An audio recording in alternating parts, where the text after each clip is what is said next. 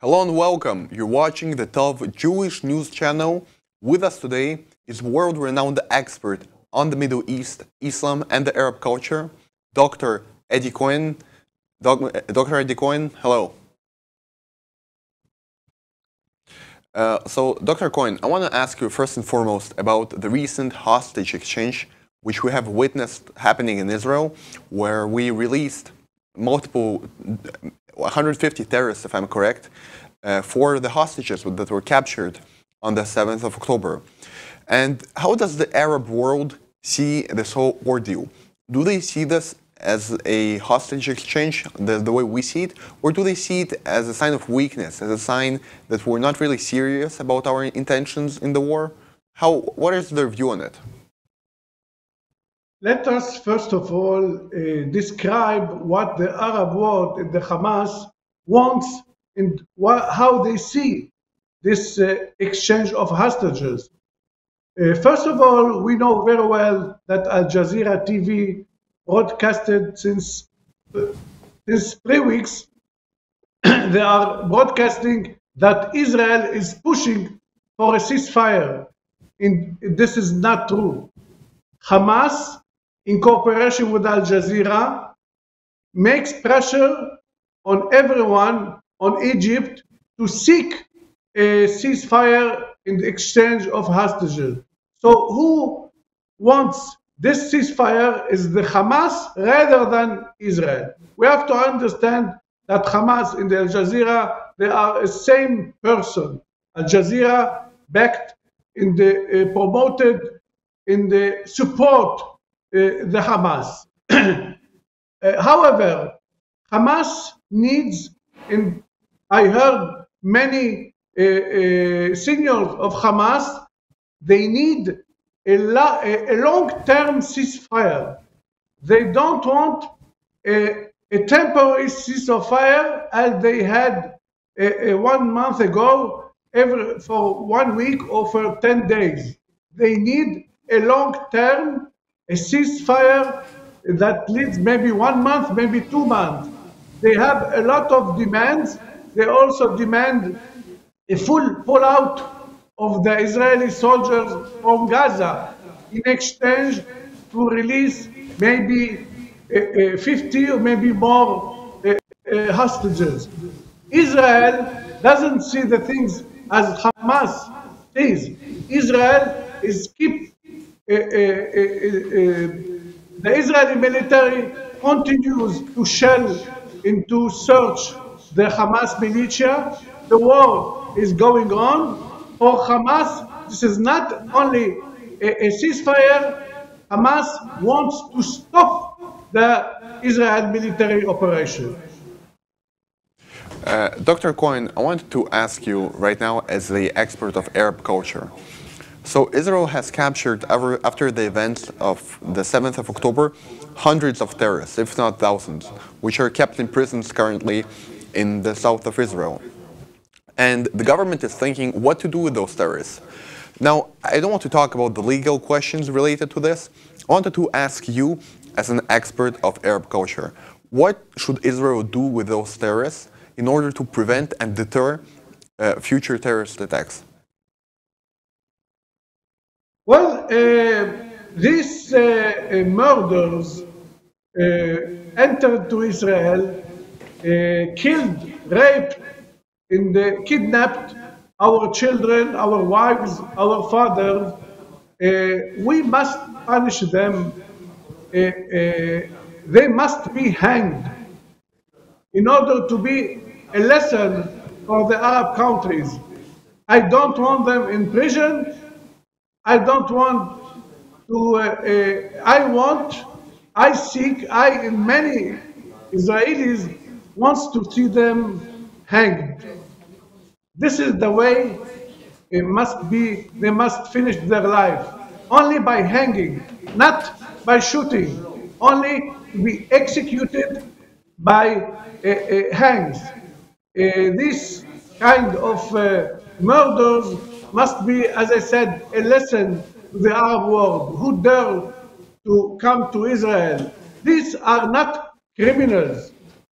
A criminal, when you rob a bank, when you kill one person, this is a criminality. This is beyond. This is terror. This is crimes against humanity. These are like the Nazis. The Nazis were hanged in 48 after the war, as we all know. So this is what should Israel do, only execute them. Dr. Cohen, but there is also a religious question, right? Because all these Muslim fundamentalists, all these Muslim terrorists often say that they're not afraid of death. And even if we look at it from another side, it will make them into martyrs, right? So just a simple execution of terrorists, I don't think it will really cut it in terms of deterring future terrorists, because they commit terror attacks knowing that most likely they will be killed in combat, right? Or a long imprisonment will await them, and at the end of which they will die. So do you think any other punishment should be done to them to deter future attacks against Israel?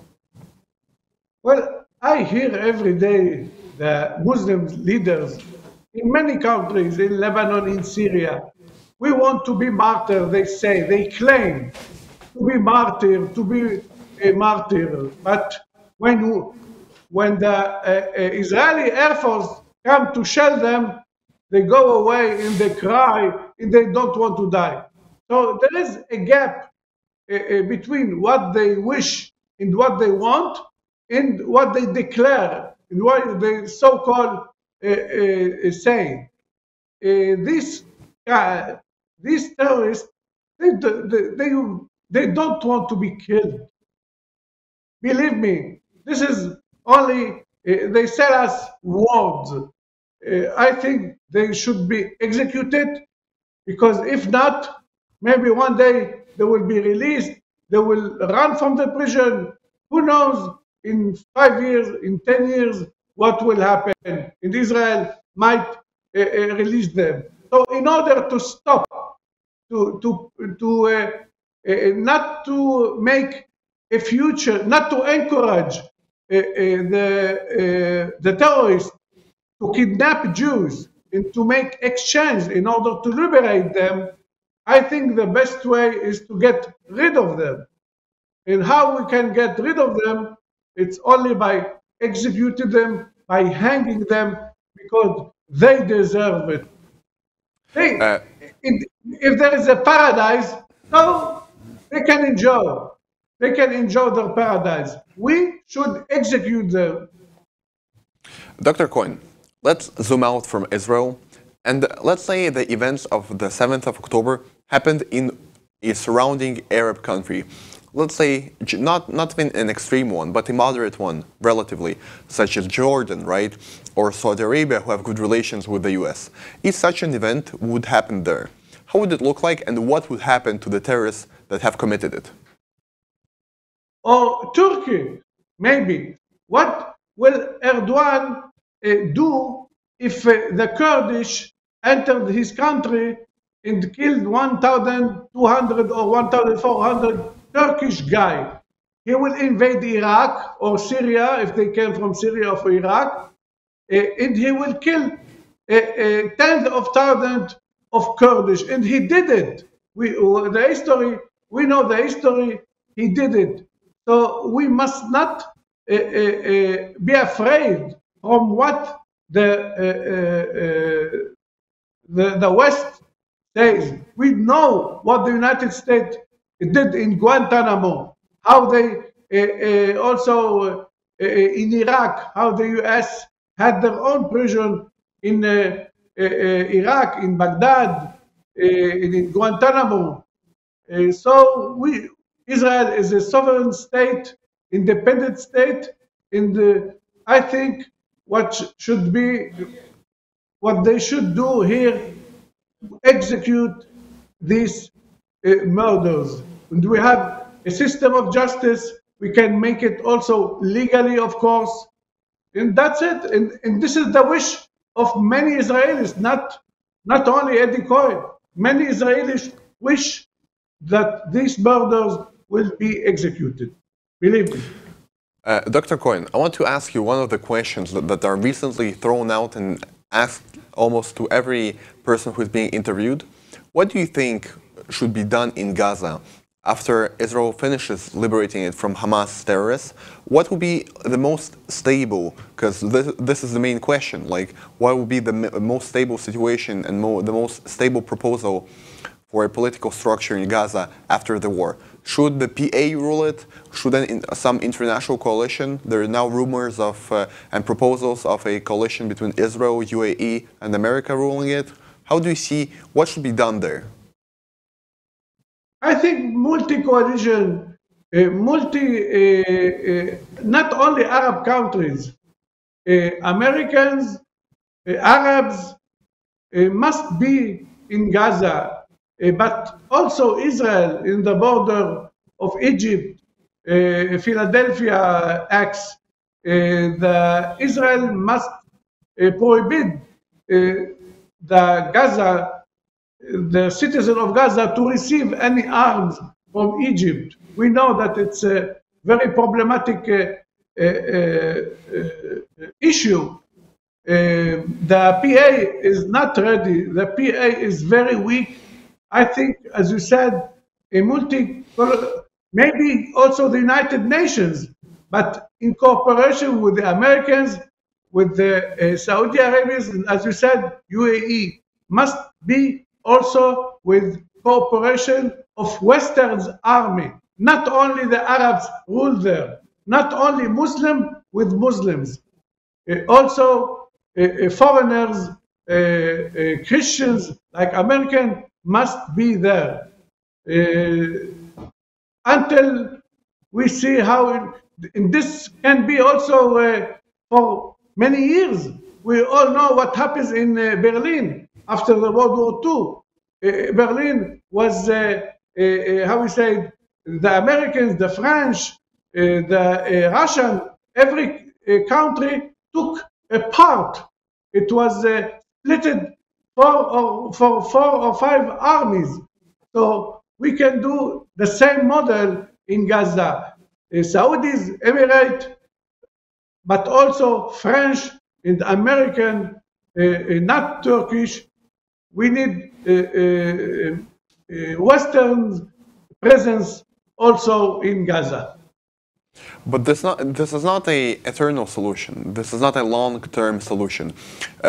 So a temporary presence of foreign powers such as the U.S., as France, right, as the UAE, it might work for a short period of time, but as a long-term solution, it will not work. You know, every mandate sometimes to end, it will either become a territory of the country or the country will leave. So my question is, what would a long-term solution look like? Not the day after the war, literally, but in a long-term sense. How would it look like? Look, I'm not a prophet. I don't know what will happen, but maybe in the next years we will see the Palestinian Sadat, a man of peace, a Palestinian man or a woman that will lead their people to a truthful peace with us, with the Israelis. I hope that one day we can see a Palestinian man or woman who will seek a shalom, a true shalom, a true peace with Israel. We can not stay for eternity in Gaza. We hope that this person will come and will have a true peace with our neighbors, because we in Israel, we want peace. We don't have any ambitions. We don't want to occupy Gaza and to exploit the Gazan people. We have no intentions to take the sea or to occupy or to steal the land. We don't have any intentions. We want only our security, security of our people. So if a Palestinian politicians will be ready to make peace, we can make peace with them. Why not? Dr. Cohen, For the end of our interview, I want you to address another hot topic now in the Middle East, the question of the war with the Houthis, the brewing war. So we heard recently that an international maritime coalition was formed to confront their threat of international trade in the Bab el-Mandeb Strait.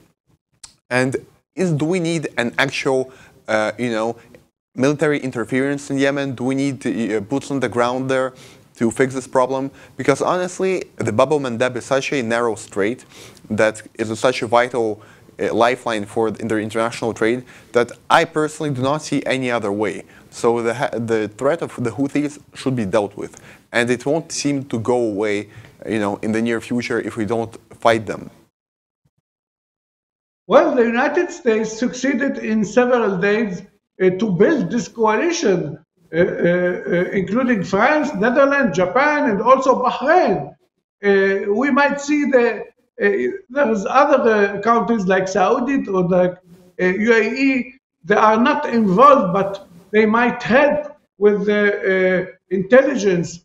They have their own reasons why they didn't join this coalition. Look, the problem of the Houthis affect all the world, and especially Egypt. Egypt has lost millions of dollars, maybe hundreds of millions of dollars, because the Israeli ship or the other ships do not enter the Suez Canal. So this has become an international issue, a very dangerous issue that must be dealt with not only with Israel, the foreign countries, and as you know, the United States. The United States during the presidency of Trump 3 years ago, the Houthis was in the list of terrorism. They were classified as terrorist organization. Unfortunately, Biden and Obama, all the staff, the State Department has erased the Houthis, has revoked this. They are not a terrorist organization now because of this mistake. My answer is to eliminate the Houthis, to strike them, and to use the force against them everywhere without hesitation. This is the best way to deal with terror. There's no other ways. Dr. Cohen, I think we're doomed to succeed in our fight with the Houthis because a world superpower has joined the coalition against the Houthis, the Seychelles Islands, so we're deemed to succeed. But in other news, I wanted to ask you, why are they so interested in the war in Israel, so much so that they're ready to sacrifice their own lives and the existence of their organization, right, just to launch some rockets on ships and to help Palestinians, quote unquote? Well, the Houthis, they are like the Hezbollah. They are proxy of Iran. Iran itself doesn't make wars. The Iranians don't fight. They send others to fight. They send the Iraqis, they send Hamas, they send the Hezbollah to fight, the Syrian, the Pakistanis, and so on. So it's another organization that it is a puppet for the Iranians. Iranians sacrificed them for this matter. So they don't care. The Iranians don't care. In the Houthis, also, they don't have the choice. Do you think they want to be, they would like to be shelled? No. But the Iranians, the big boss is the Iranian. It's the same question you can ask why Nasrallah is shelling Israel. Because he has no choice. The Iranians wants this. He doesn't care. Maybe all the Lebanese, many Lebanese will die. All Lebanon may be, not all, a large part of Lebanon may be exploded. Nasrallah don't care because the Iranian dictate him what to make, what to say, and what to do. So it's not up for the Houthis, the Iranian, the octopus. The Iranian are the head of the octopus, and the Houthi are only a hand of this octopus. Dr. Cohen, I was looking right now for a quote I heard from a Russian philosopher, a pro-Iranian Russian philosopher, that was talking about the Houthis and their behavior. And he was saying that their behavior was dictated by some Shia philosophy of compassion towards the suffering, right, and of justice, quote unquote, in their view, in their understanding. Can you develop on that and explain how does the Shia ideology influence them and force them to fight Israel in their view as supporting Palestinians as the weak ones? Well, they are Shiite. They are almost Shiite. There's a small difference between the Edys and the Shiite. The Houthis are the Edys. So they believe that the Palestinians are the oppressed one on the earth. المستضعفين في العالم, as we say in Arabic, and this is the goal of the Houthis is to facilitate or to save the Palestinians by shelling the Israeli ships or navy.